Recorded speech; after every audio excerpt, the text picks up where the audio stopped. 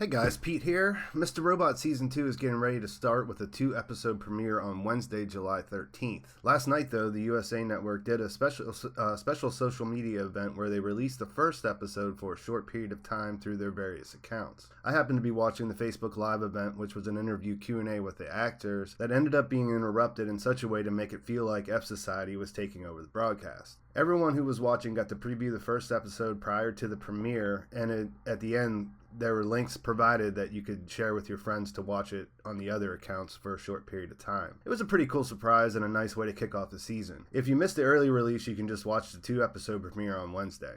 This will be my Mr. Robot Season 2 Episode 1 review, so be careful for spoilers. If you haven't watched the episode yet, you don't want to watch this unless you want to have it completely spoiled. Come back after you watch Episode 1, and then you'll be able to get a lot more out of this. So we start out with a flashback with Elliot and Tyrell in the arcade executing the Evil Corp Hack. This scene takes place during the 3-day period of time that Elliot can't remember. We learn that Tyrell is helping Elliot and hear him on the phone, making sure the honeypot server is reconnected to the network. We see an online conversation with White Rose coordinating the start of the attack, and then we see the exploit commence. We don't get any further insight to Tyrell's motives here or any indication where they go after the fact. We do see Elliot reach into the popcorn machine and grab the gun that was stashed there at the end of first season. We then get a flashback from childhood. We see young Elliot laying on the ground after being pushed by his father and falling out his own bedroom window. We see both his parents rush to him, and we see that his father is genuinely upset and worried. We then see him at a doctor's office and find out that he has a broken arm and a mild concussion. His mother's overbearing personality is emphasized here, where she takes a jab at his father for losing his job and asks about how they will pay for the cost of the cast. From there, we cut to the present, and we get a nice sort of montage that shows us what Elliot is up to after the hack.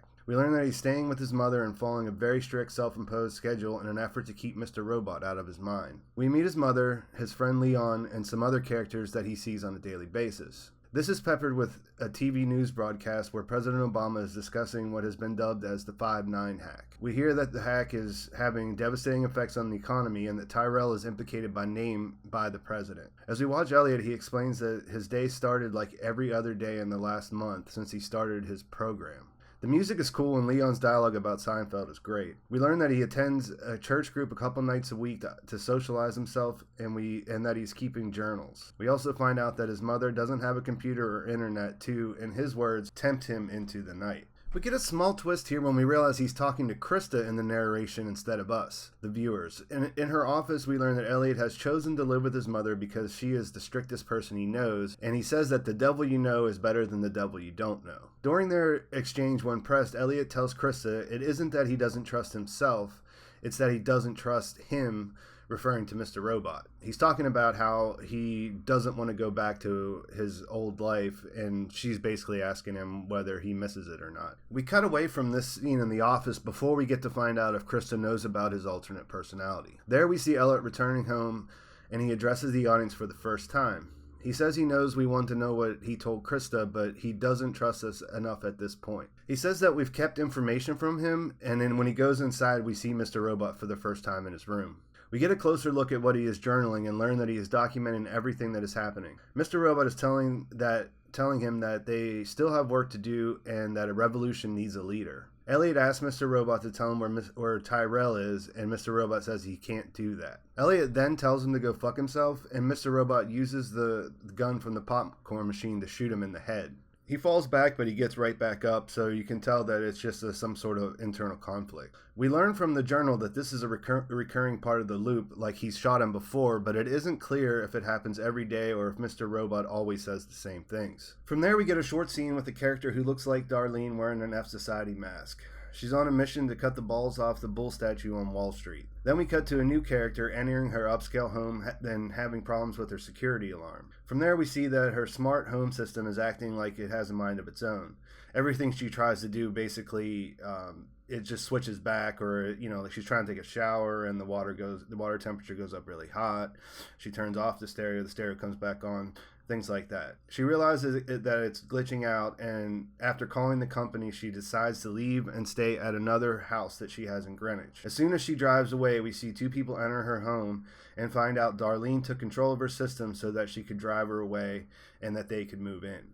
We cut back to Elliot's mom's place to find Gideon has come to talk to him. He explains that the FBI is after him and thinks that that the FBI thinks that he was the hacker, or at the very least complicit. He asks Elliot if he has any information that can help him. While Gideon is talking, Mr. Robot starts in on Elliot, which makes him seem confused. Mr. Robot starts to press him and then appears to cut Gideon's throat. This freaks Elliot out, so he takes off, which makes it so that everything is up in the air and we don't really know what Gideon's position is or what he's going to do. We get another shot in Elliot's room where he's trying to stick to his regimen, and then go back to the diner where Elliot is eating with Leon again. Mr. Robot is there, and he tells Elliot he's an organ that is vital to his existence. And Elliot resists, and we see the scene end by him asking us, the audience, to just have hope for him. We go back to the house where the hackers took over, and we see that Darlene's upset with the outcome of the hack. There's a party going on downstairs, but she's all alone and isolated upstairs. She pulls herself together and gives a speech to the people at the party to remind them that they are in a war. We find out that the house they are occupying belongs to Susan Jacobs, the general counsel of E Corp, who has the nickname of Madam Executioner. We then see her giving out orders and working on her computer. Mobley points out that she sounded a lot like George W. Bush in her speech, and she explains that it still feels like they, as in the people they hacked, are winning. She asks him not to be half in like the others and gives him a flash drive.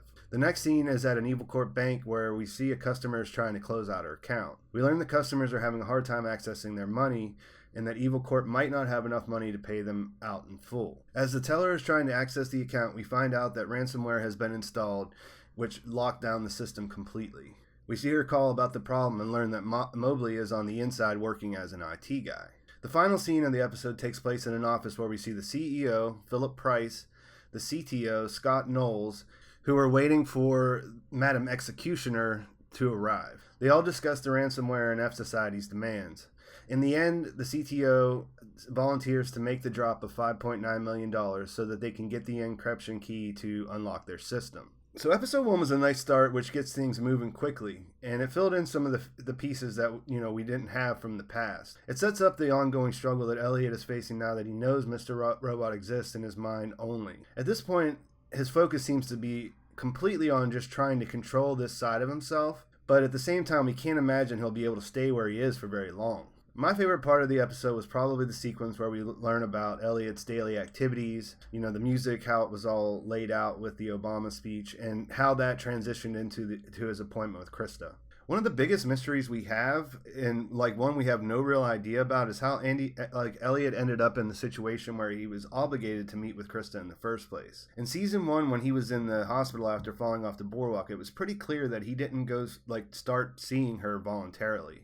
For some reason, he was sent to her. We didn't get much info about Tyrell or where he might be or what happened in the 3 days after the hack began, or more importantly, why Mr. Robot won't give him that information. We do know that he is implicated by name from the news report, though, and we don't know how that's going to play out. Elliot was obviously as safe as someone could be as far as the hack was concerned, but we can see that there's several different ways that this could end bad for him. Tyrell is definitely a loose end, and he's someone that knows too much information about what happened. And, if he gets taken down, then how's he not going to implicate Elliot? If we couple that with the circumstantial information that Gideon can provide to the FBI, it would appear that Mr. Robot is going to have to succeed in getting Elliot out of his mom's house. While he's trying to regain control of his mind, he's at the same time losing control of his ability to do anything about this situation he has himself in. Everyone from Fsociety is split up, and we haven't seen what Romero or Trenton are up to. We also haven't seen Angela at all, but we did get quite a few clips of her with Philip Price in the trailers, the CEO. The other main character who doesn't appear in episode 1 is Joanna Wellick, Tyrell's wife. Most of the preview stuff they put out before the season seems to indicate that she will be taking a bigger role in season 2. So what do you guys think? Can Elliot exist off the grid for much longer? Where is Tyrell and what is he doing? Beyond that, why did he work with Elliot in the first place? And was he really just trying to get back at E Corp for firing him? What exactly is Darlene extorting E Corp for? Will Gideon tip off the FBI about Elliot's strange behavior prior to the hack? And who the hell is Leon, and why does he eat at a diner for 3 meals a day? In the trailer, we've seen that there's a new character who's investigating the 5/9 hack, and we've also seen Elliot getting grabbed and looks like he's being held captive, and it originates inside his mother's house. No idea where that's going to come into play, but I have a feeling that, it's going to be tied to either Gideon or Tyrell. From everything I've read and watched preparing for this season, I'm expecting that we will see the cast dealing with the unexpected consequences of their actions. The reality of how the powerful hold on to the power that they have is really going to test their resolve. We're already able to see this with Darlene, and I think there's been some foreshadowing of it in Angela's story, even though she's sort of playing on the other side.